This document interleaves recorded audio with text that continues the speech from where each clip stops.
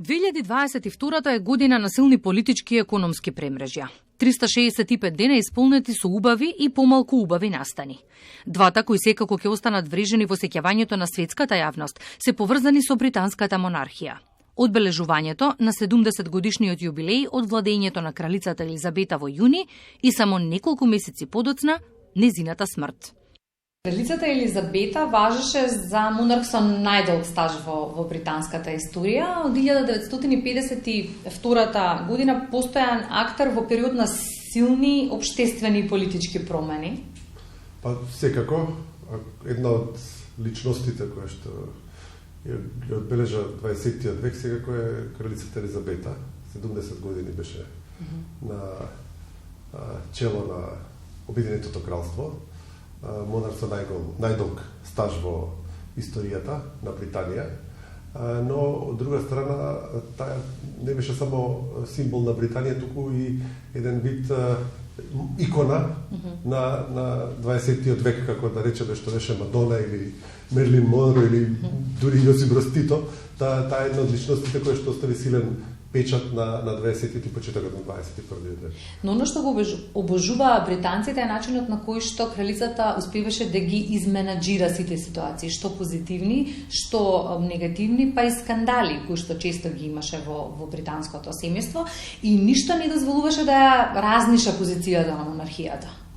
Па нејзиниот завет кој што го даде на својот 21 роден ден беше дека целиот свој живот ќе го посвети на монархијата. И таа, поаѓајќи од тој завет, целиот свој живот фактички го посвети на монархијата и се што правеше така да ја заштити државата и круната.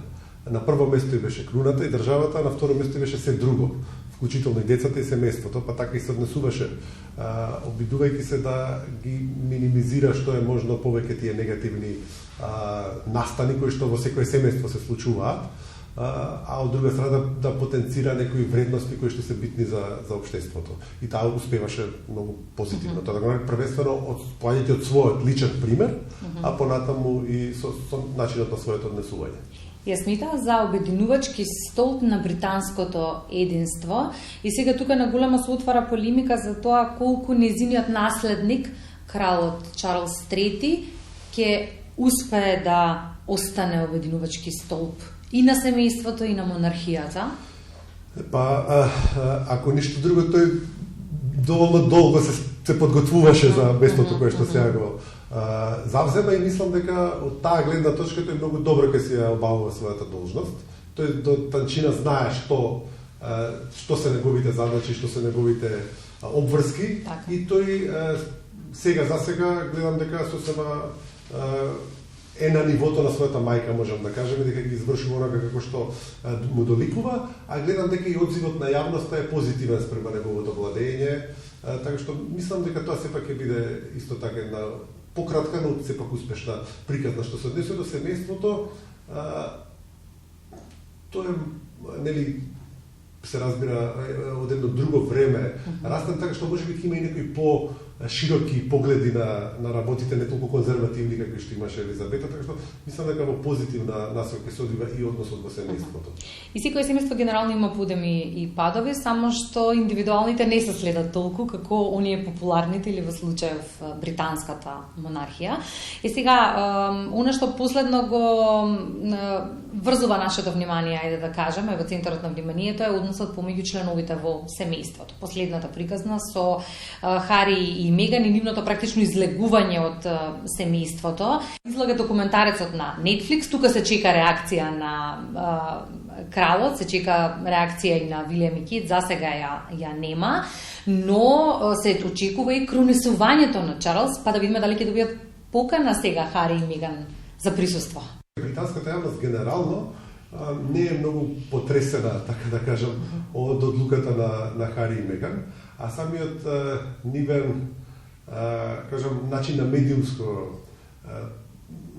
медиумско представување во јавноста, сите тие документарци, интервјуи што ги даваат, повеќе мислам дека се некој комерцијален карактер, отколку од личен, например, да сакаат да кажат како тие се чувствуваат, колку им било тешко во наводници се разбира, од тоа како јавноста се однесувала кон нив или не знам некои како семејството се однесувало кон нив. Така што мислам дека нема некои драстично некој однесување негативно од страна на семејството спрема Хари и Меган, за да може тоа да биде некоја многу да има некои драстични реакции на јавноста. Тоа е повеќе како да кажам шоу бизнис. Но обстојувањето на монархијата е секако огромен предизвик за сите членови години наназад, зашто и меѓу британците мислењата се поделени. Ќе преживее ли монархијата по елизабетанската ера е главното прашање, мајќи предвид дека многу земји пројавуваат сега пак интерес за независност?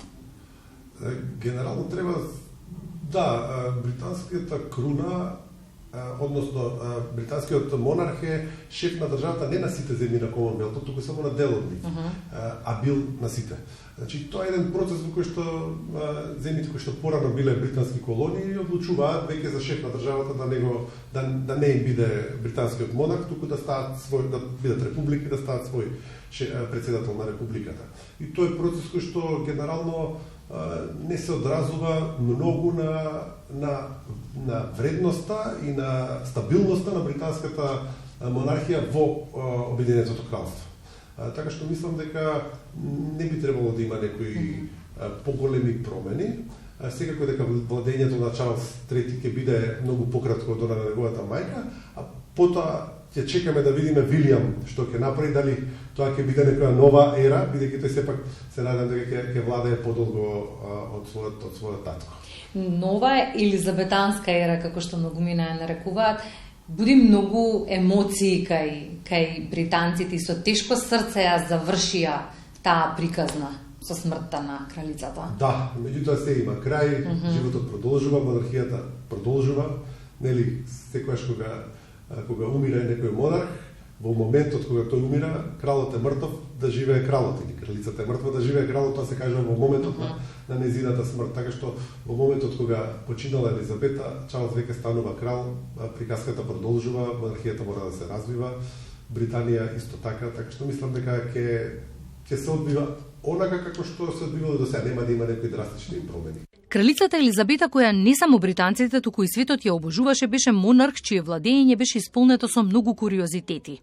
Единствена жена член на кралското семејство која влегла во вооружените сили. Единствената личност во кралството која не поседуваше пасош, ниту возачка дозвола, која не излегуваше на избори, бидејќи монархот не треба да има мислење за дневно-политичките прашања.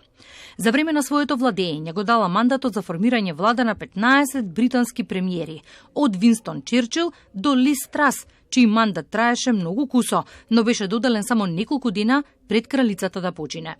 Во 2015 година кралицата Елизабета стана британски монарх со најдолг стаж, оставајќи го зад себе рекордот на кралицата Викторија, која на тронот беше 63 години и 7 месеци. Повеќе од 70 години Елизабета беше сликата и огледалото преку кое се огледуваа незините сограѓани.